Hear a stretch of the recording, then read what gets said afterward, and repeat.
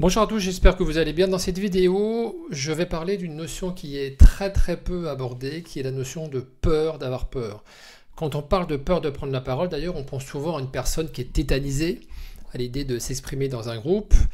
Mais en réalité, c'est beaucoup plus complexe que ça, parce que dans certaines situations, ce n'est pas la peur de prendre la parole en elle-même qui bloque, mais c'est une peur qui est beaucoup plus insidieuse, qui est cette fameuse peur d'avoir peur, et qui est une notion qui est extrêmement peu abordée, qui est ignorée. C'est une peur qui trouve son origine dans 99% des cas dans un origine marquant, c'est-à-dire un bug dans une prise de parole. Si vous avez perdu vos moyens, ça a laissé probablement une empreinte durable.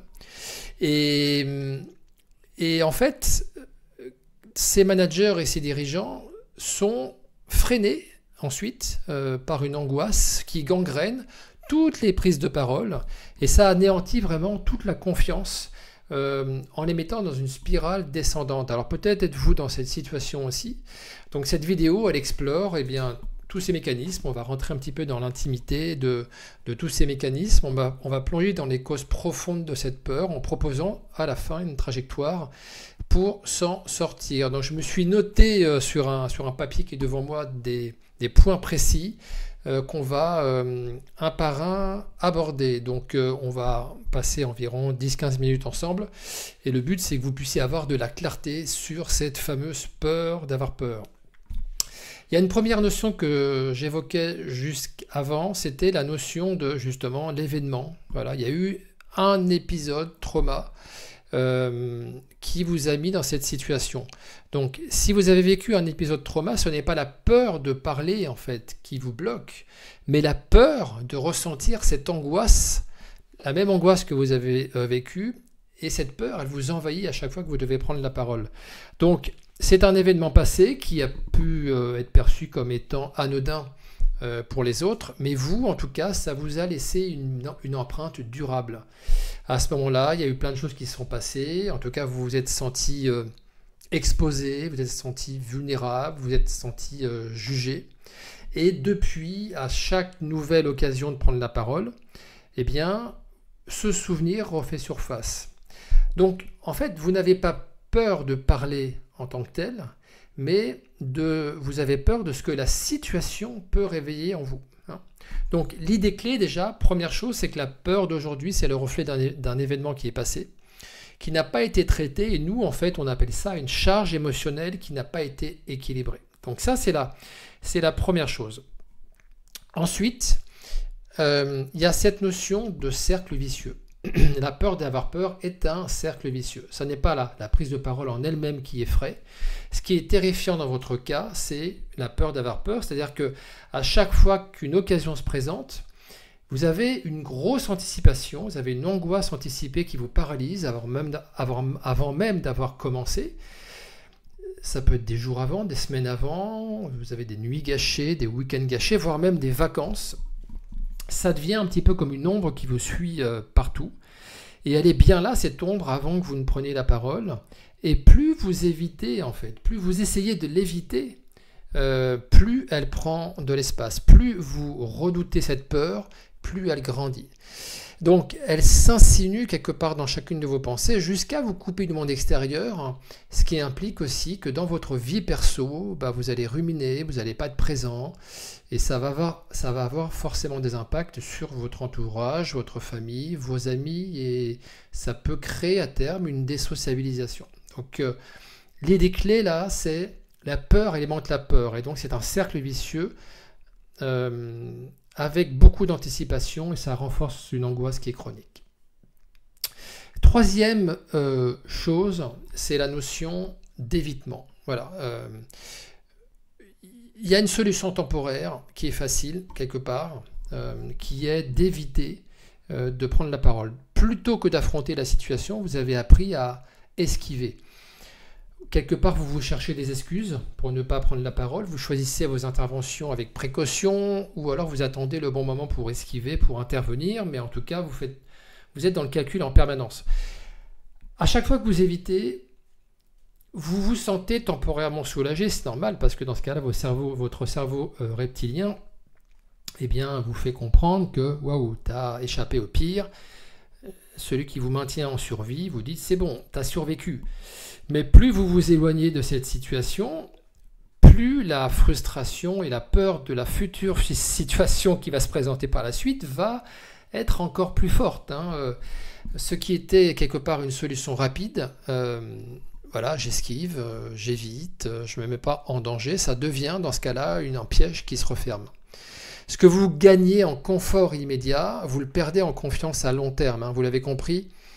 L'évitement est une fausse sécurité, le cerveau se met en mode fuite, ça offre un soulagement temporaire, mais ça renforce la peur qui est derrière et vous avez un cercle vicieux, un cercle infernal qui continue. Autre idée, c'est la notion d'impact sur l'estime de soi. Ce que je veux dire par là, c'est que c'est une menace qui est invisible, un peu comme l'hypertension, vous savez, voilà, ça ne se ressent pas presque.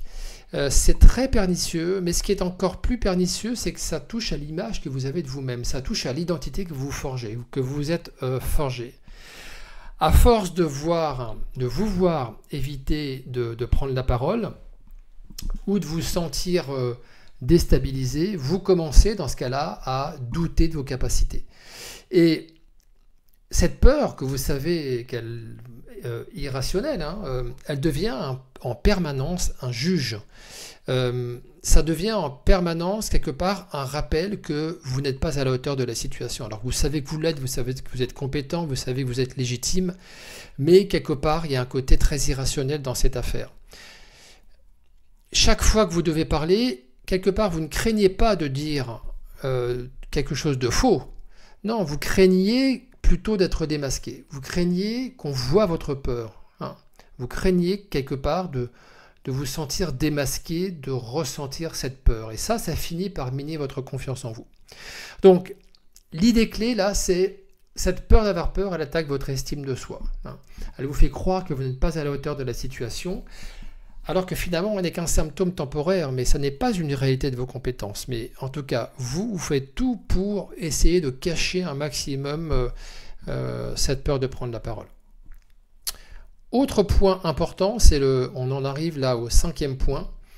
Il y a beaucoup de frustration derrière cette peur d'avoir peur. Il y a une frustration de ne pas exploiter toutes vos capacités. Ce qui vous ronge le plus, ça n'est pas seulement la peur en elle-même, mais parce que quelque part, vous savez que vous êtes bon.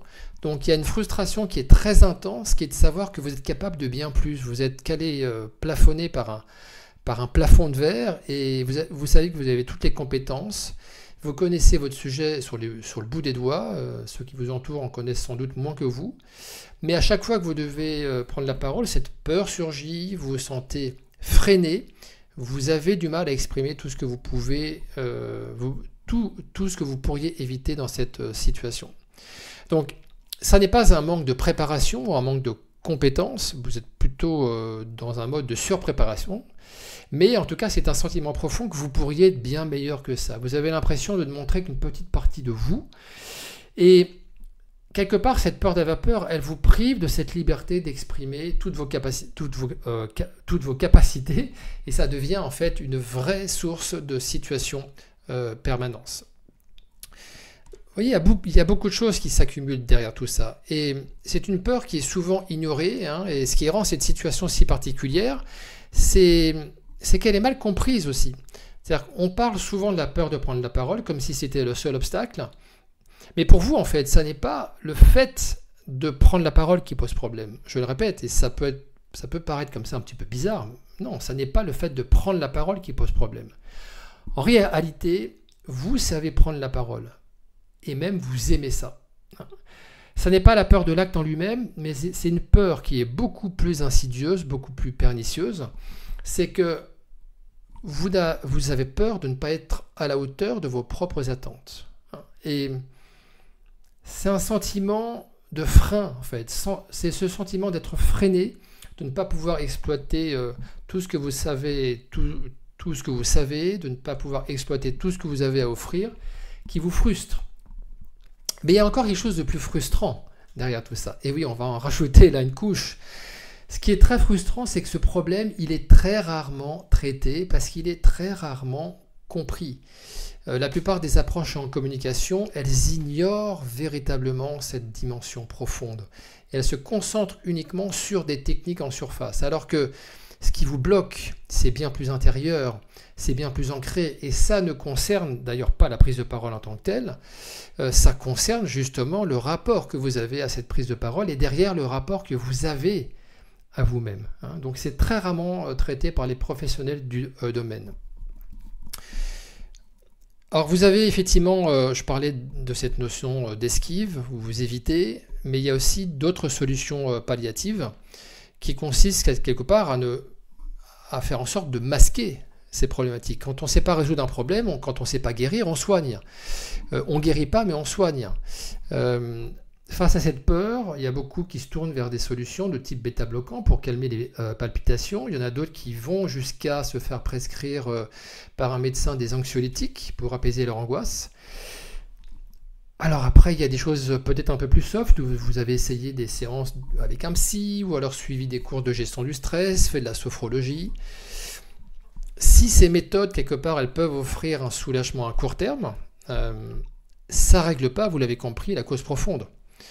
Ça masque les symptômes sans désamorcer quelque part ce qui génère réellement cette peur. C'est du palliatif. Qu'est-ce que ça révèle finalement, cette peur d'avoir peur? En fait, l'événement que vous avez vécu dans le passé n'a fait que révéler un schéma intérieur plus profond.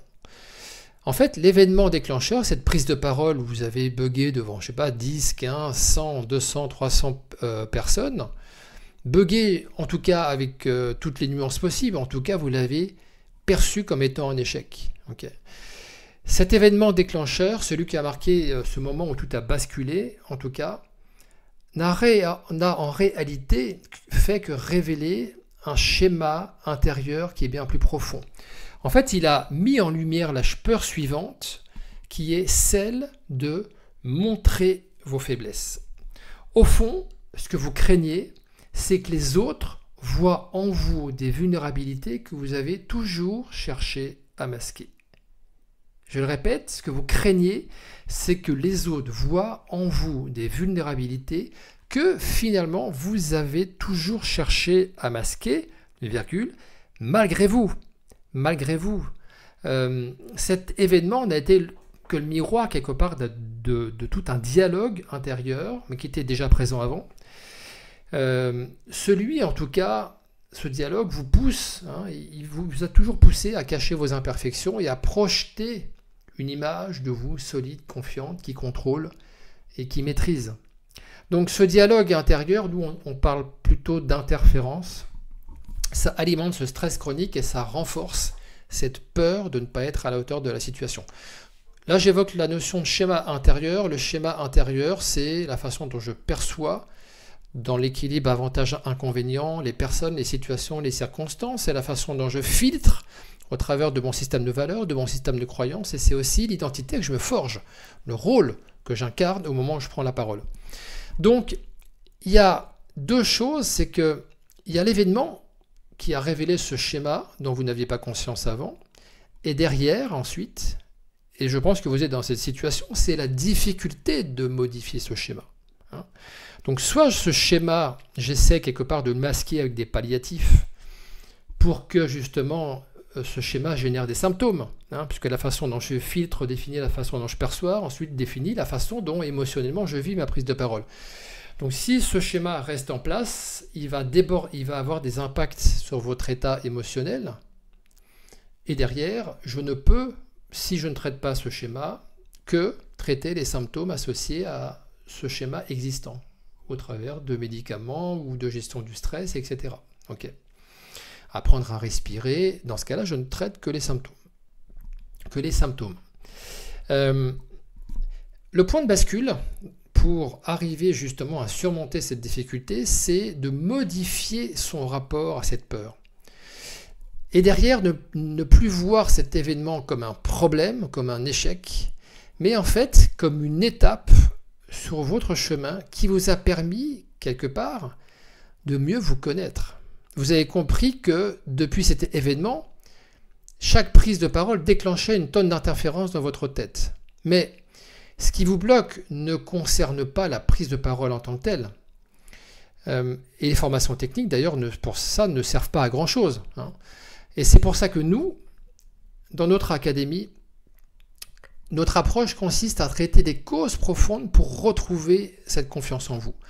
Donc, la peur d'avoir peur de prendre la parole, c'est pour nous un vrai sujet que nous traitons. Je le répète, la peur d'avoir peur dans la prise de parole, c'est pour nous un vrai sujet que nous traitons. Voilà ce que je voulais évoquer dans cette situation. Donc il n'y a pas de fatalité, vous avez compris qu'effectivement vous esquivez, vous êtes frustré, et si effectivement on veut se donner une autre trajectoire dans ces prises de parole, l'enjeu consiste à modifier son rapport face à cette peur et modifier tout ce schéma intérieur. Voilà, je vous souhaite bien une bonne journée et je vous dis à bientôt pour une prochaine vidéo. Ciao.